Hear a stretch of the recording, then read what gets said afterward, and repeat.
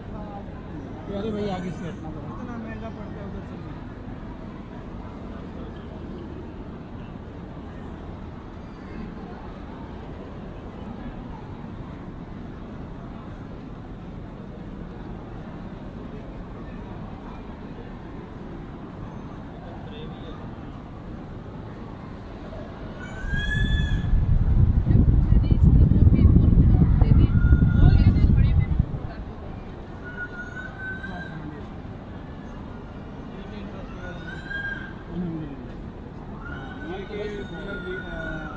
Week days है तो उस साइड से थोड़ा स्लो है, रश तो बहुत है, वीकेंड पे ज़्यादा होता है।